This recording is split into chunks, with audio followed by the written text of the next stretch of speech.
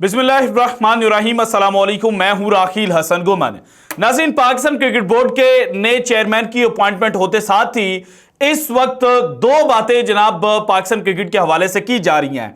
एक पाकिस्तान के जो क्रिकेट लवर्स हैं वो कर रहे हैं, और एक जनाब जो आईसीसी है वो पाकिस्तान क्रिकेट बोर्ड के साथ कर सकता है, जिसका अंदिया जनाब आज पाकिस्तान के जो बड़े बड़े स्पोर्ट्स जर्नलिस्ट हैं उन्होंने दिया है। और वो ये है कि जनाब जिस तरह से during world cup 2023 Sri Lankan cricket board को आईसीसी ने सस्पेंड किया था पॉलिटिकल इन्वॉल्वमेंट के ऊपर, तो उसी तरह से पाकिस्तान क्रिकेट बोर्ड के ऊपर भी जनाब ये जो इल्जाम लग रहा है कि यहां पर जो जनाब चेयरमैन अपॉइंट किए जा रही हैं पॉलिटिकल इन्वॉल्वमेंट के साथ आ रहे हैं, तो इस वजह से जो पाकिस्तान क्रिकेट टीम है उसके ऊपर भी जनाब जो सस्पेंशन है वो लग सकती है। और इसके बाद कई लोग ये सवाल कर रहे हैं कि क्या जनाब पाकिस्तान क्रिकेट टीम, अगर पाकिस्तान क्रिकेट बोर्ड सस्पेंड हो जाता है तो इंटरनेशनल क्रिकेट खेल सकेगा या नहीं, इसके ऊपर आज जनाब वीडियो में डिटेल डिस्कशन मैंने आपके साथ करनी है।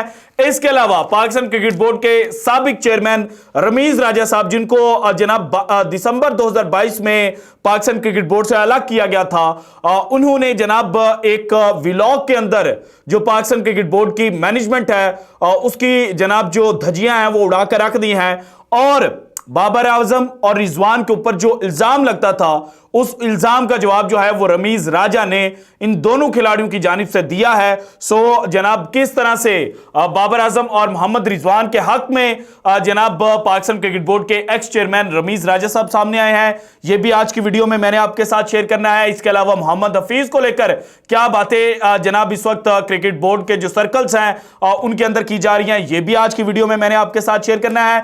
लेकिन सबसे पहली खबर जो है वो है जनाब सरहद पार से हमारा हमसाया मुल्क भारत, जिसने जनाब अब से चंद दिनों के बाद इंग्लैंड के साथ टेस्ट सीरीज खेलनी है, और भारत के जनाब जो साबिक कप्तान विराट कोहली हैं उन्होंने पहले 2 टेस्ट मैचेस खेलने से माजरत कर ली और उन्होंने जनाब जो भारतीय क्रिकेट बोर्ड है उससे इजाजत तलब की। इसके अलावा जो खबर सामने आई है उसके मुताबिक जो विराट कोहली है उन्होंने जनाब कोच और मैनेजमेंट टीम जितनी भी थी सबके साथ डिस्कशन की थी, और उस डिस्कशन के बाद यह फाइनल हुआ कि जनाब जो विराट कोहली हैं वो पहले 2 मैचेस में रेस्ट करेंगे, क्योंकि कुछ फैमिली इमरजेंसी जनाब उनको पड़ चुकी है।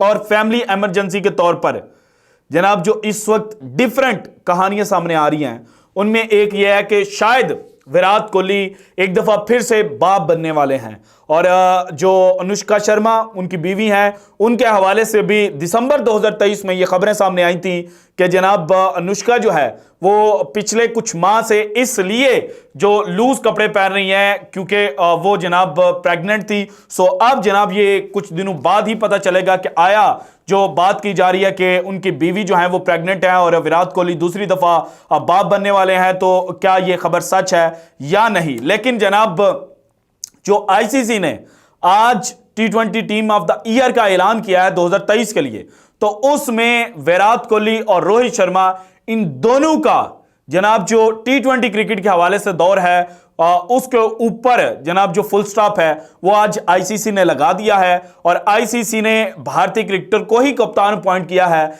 लेकिन ये जो कप्तान अपॉइंट किया गया है ये जनाब भारत का फर्स्ट कप्तान नहीं है, बल्कि रोहित शर्मा और जो हार्दिक पांड्या हैं उनके दरमियान इस वक्त T20 टीम की जो कप्तानी है उसको लेकर जंग छिड़ी हुई है। इसके अलावा जनाब मुंबई इंडियंस ने जिस तरह से रोहित शर्मा को साइडलाइन किया और हार्दिक पांड्या को कप्तान अपॉइंट किया था, तो अब जनाब जो आईसीसी है उन्होंने इन दोनों कप्तानों को साइडलाइन किया है, और जनाब जो सूर्या कुमार यादव हैं उन्हें T20 team of the year का कप्तान अपॉइंट कर दिया गया है। इसके अलावा जो पाकिस्तानी क्रिकेट शायकीन है वो बहुत ज्यादा नाराज हैं कि जनाब एक भी पाकिस्तानी खिलाड़ी जो है वो जनाब ICC T20 team of the year में क्यों शामिल नहीं किया गया।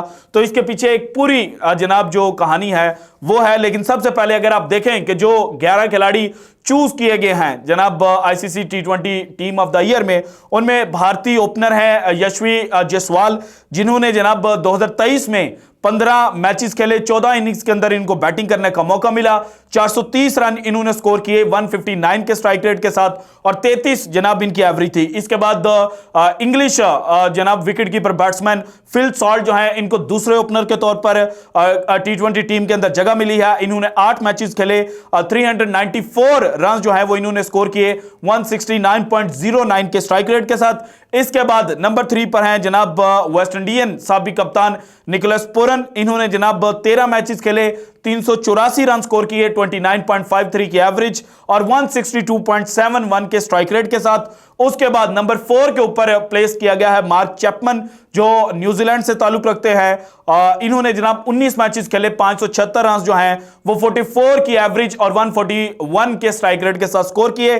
देन जनाब सिकंदर रजा भट्ट जो हैं, इनको शामिल किया गया है। 11 मैचेस इन्होंने खेले, 515 जनाब इन्होंने रन स्कोर किए, 51 की एवरेज और 150 इनका स्ट्राइक रेट है। जबकि 2023 में इन्होंने 17 विकेटें जो हैं वो भी हासिल कर रखी हैं। इसके बाद जनाब जो नाम आईसीसी ने इंट्रोड्यूस करवाया है ICC T20 team the year में, उस नाम को सुनकर जनाब कई क्रिकेट शायकीन जो हैं वह हैरान परेशान लाजमी हुए होंगे, क्योंकि जब मैं चेक करने की कोशिश कर रहा था कि जनाब ये कौन है, तो ये एसोसिएट टीम से ताल्लुक रखने वाले युगांडा को जनाब आईसीसी T20 वर्ल्ड कप 2024 के लिए क्वालिफाई करवाने वाले अल्फिज रंजन जो हैं, या इनको रंजानी भी पढ़ सकते हैं और रंजन भी पढ़ा जा सकता है, तो इनको जनाब इंक्लूड किया गया है। ये भी ऑलराउंडर है और स्लो लेफ्ट आर्म बॉलिंग जो है ये करते हैं। इन्होंने जनाब युगांडा के लिए 20 मैचेस 2023 में खेले, 449 रन स्कोर किए 132 के स्ट्राइक रेट के साथ, जबकि 38 विकेटें जो हैं वो भी इन्होंने हासिल की। उसके बाद मार्क एडेयर, आयरलैंड से इनका ताल्लुक है, इनको शामिल किया गया। ये बॉलर हैं, 16 मैचेस इन्होंने खेले, 26 विकेटें हासिल की। इसके बाद रवि बिश्नोई हैं, 11 मैचेस जनाब इन्होंने खेले, इंडिया से इनका ताल्लुक है, 18 विकेटें इन्होंने 2023 में हासिल की। उसके बाद जनाब जिम्बाब्वे से ताल्लुक रखने वाले रिचर्ड नगरवा हैं, रिचर्ड नगरवा है, इन्होंने जनाब 15 मैचेस खेले, 26 विकेटें हासिल की। उसके बाद अर्शदीप सिंह है, इन्होंने 21 मैचेस खेले और 2023 में 26 विकेटें हासिल की। जबकि कप्तान जनाब अपॉइंट किए गए हैं सूर्या कुमार यादव, जिन्होंने जनाब 18 मैचेस खेले, 17 इनिंग्स के अंदर बैटिंग की, 733 रन इन्होंने जनाब 2023 में स्कोर किए, 48.86 के इनकी एवरेज थी और 155.95 इनका जनाब स्ट्राइक रेट था।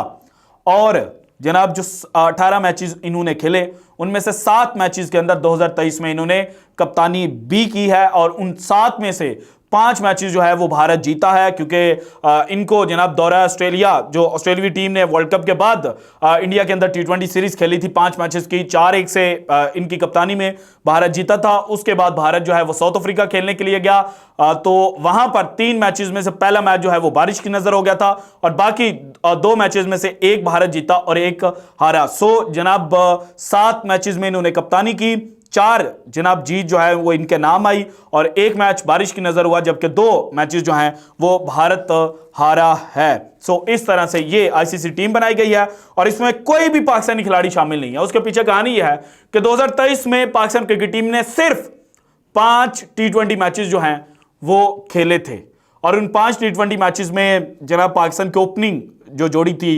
मोहम्मद रिजवान और जो बाबर आजम है, उन्होंने पहले 2 मैचेस के अंदर बड़ा अच्छा परफॉर्म किया था, बल्कि रिजवान ने तो आखिरी मैच के अंदर भी परफॉर्म किया था, लेकिन उनकी परफॉर्मेंस इतनी अच्छी नहीं थी 5 मैचेस के अंदर और ना ही इतने ज़्यादा रन्स थे या इतनी अच्छी एवरेज थी कि जनाब उनको T20 team of the year में चांस दिया जाता। सो जनाब ये जितने भी खिलाड़ी पिक किए गए हैं, इन्होंने मोर देन 10 मैचेस जो हैं वो जनाब 2023 में खेले हैं और सिर्फ रवि बिश्नोई ऐसे प्लेयर हैं जिन्होंने 11 मैचेस खेले, बाकी सब ने जनाब मोर देन 15 मैचेस जो हैं वो खेले थे। सो अब आते हैं जनाब पाकिस्तान क्रिकेट टीम के हवाले से। सबसे पहली बात जो की जा रही है वो ये है कि जनाब पाकिस्तान के जो जनाब पिछले चंद अरसे से या 2022 के एंड वीक से लेकर अब 2024 का स्टार्ट है, तो इसके दौरान 3 जनाब जो नए चेयरमैन पीसीबी हैं वो हटाए जा चुके हैं। 22 या 23 दिसंबर को रमीज राजा साहब जो हैं उनको घर भेजा गया। नजम सेठी साहब ने कुर्सी संभाली। नजम सेठी साहब जून के एंड पर घर गए और जनाब जुलाई के स्टार्ट पर ज़का अशरफ साहब ने कुर्सी संभाली। ज़का अशरफ साहब को जनवरी 2024 में हटाया गया है और ज़का अशरफ साहब जनाब जो हैं वो उनकी कुर्सी पर बैठने जा रहे हैं। सो अब टेक्निकली देखा जाए तो जिनको हटाया गया है वो सिर्फ एक हैं, ऑन पेपर की बात करूं, बाकी तो सबको पता है कि हटाए गए। नजम सेठी साहब ने बड़ी कोशिश की लेकिन उनकी जब दाल नहीं गली तो वो रिजाइन करके गए। आधी रात को उन्होंने ट्वीट किया था। ज़का अशरफ साहब ने बड़ी कोशिश की, उनकी दाल नहीं गली तो वो भी रिजाइन करके गए। जो वाहिद शख्सियत हटाए गए थे इस सारे दौरानियों के दौरान वो रमीज राजा थे। और अब ज़का अशरफ तो जो मोहसिन नकवी साहब वज़ीर आला पंजाब है, निगरान वज़ीर आला पंजाब, वो अभी अपॉइंट हुए हैं।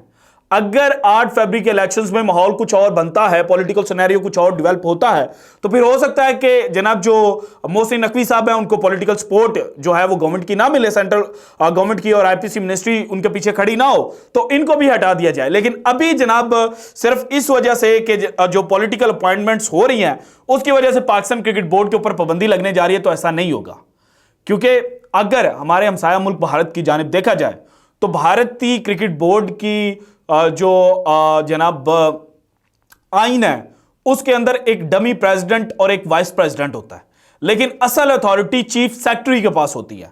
और भारत के जो चीफ सेक्रेटरीज अपॉइंट होते हैं वो पॉलिटिकल बेसिस पर ही होते हैं, बिल्कुल पाकिस्तान की तरह। और करंटली अगर बात की जाए तो जनाब बीजेपी के जो होम मिनिस्टर हैं अमित शाह, उनके बेटे जनाब जो जय शाह साहब हैं वो भारतीय क्रिकेट बोर्ड के चीफ सेक्रेटरी हैं। सो एक तो हमारे सामने एग्जांपल ये है कि भारत के अंदर भी पॉलिटिकल इन्वॉल्वमेंट होती है, इस वजह से आईसीसी जो है वो पाकिस्तान के खिलाफ एक्शन नहीं ले सकता। और दूसरी रीजन ये है कि मैनेजमेंट कमेटी के जो चेयरमैन हैं पिछले 3 बल्कि 2, एक तो चेयरमैन को घर भेजा गया, जो दोनों मैनेजमेंट कमेटी के चेयरमैन बनाए गए थे वो खुद रिजाइन करके गए थे क्योंकि वो जनाब जो टाइम फ्रेम दिया गया था उसके अंदर इलेक्शन नहीं करवा पाए थे। सो इस वजह से पाकिस्तान क्रिकेट टीम के ऊपर या पाकिस्तान क्रिकेट बोर्ड के ऊपर कोई नेगेटिव इंपैक्ट जो है वो इस चीज का नहीं जाएगा। और नेगेटिव इंपैक्ट जो जा सकता है वो वही है जो इस वक्त पाकिस्तान के अंदर ट्विटर के ऊपर टॉप ट्रेंड कर रहा है कि rest in peace, RIP Pakistan cricket, क्योंकि मोहसिन नकवी साहब की जो पॉलिटिकल एंगेजमेंट्स हैं उसकी वजह से ये सारा कुछ चल रहा है। मैं पॉलिटिकल साइड पर जाऊंगा नहीं,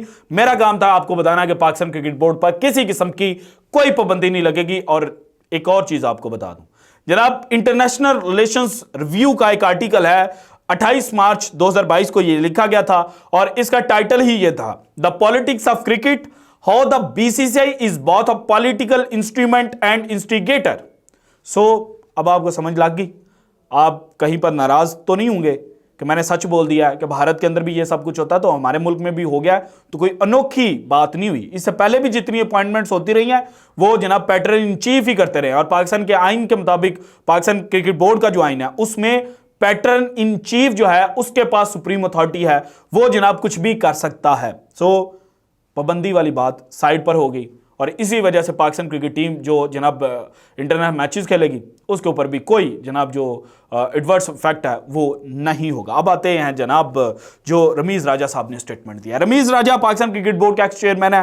पाकिस्तान क्रिकेट टीम के जो यंग लड़के हैं उनके साथ इनको बड़ी मोहब्बत है। बाबर आजम के साथ तो अपनी खास मोहब्बत की भी जो दास्तानें हैं ये कमेंट्री करते हुए सुना चुके हैं। लेकिन अब जनाब जो पाकिस्तान क्रिकेट बोर्ड की नई मैनेजमेंट आई थी और जो एक स्ट्राइक रेट का फोबिया आया था इसके ऊपर रमीज राजा साहब खुलकर बोले हैं और इन्होंने कहा कि जनाब स्ट्राइक रेट फोबिया क्या है।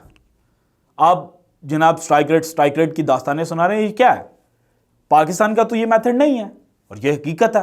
पाकिस्तान ने जब वर्ल्ड कप 2023 में जो highest world cup score chase किया था, क्रिकेट की तारीख को बदला था, तो उसमें भी पाकिस्तान के जो ओपनर्स थे उन्होंने जाते साथ कुछ 6 ओवरों के अंदर 90 रन नहीं मार दिया था।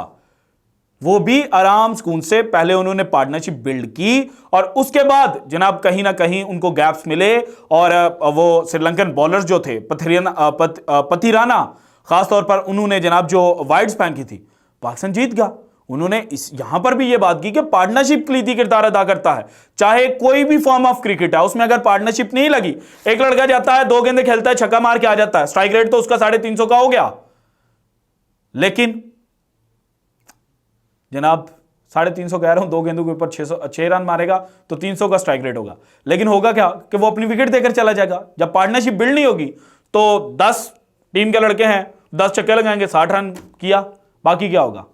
यही जनाब जो रमीज राजा साहब हैं वो बात करें। इसके अलावा मोहम्मद हफीज साहब जनाब गर्म पानियों में हैं और मोहम्मद हफीज साहब का जो डायरेक्टर का ओहदा है वो भी जाता हुआ नजर आ रहा है, क्योंकि क्रिकेटिंग सर्कल्स के अंदर ये बात हो रही है कि वहाब रियाज को जो बड़ी जिम्मेदारी है वो मिल सकती है। So this is it from today's episode. अगर आपको वीडियो पसंद है तो लाइक कीजिएगा, ज़्यादा से ज़्यादा शेयर कीजिएगा, अपनी कीमती राय का इज़हार लाजमी कीजिएगा, और अगर आपने अभी तक चैनल को सब्सक्राइब नहीं किया तो कर दें। शुक्रिया, अल्लाह हाफिज़।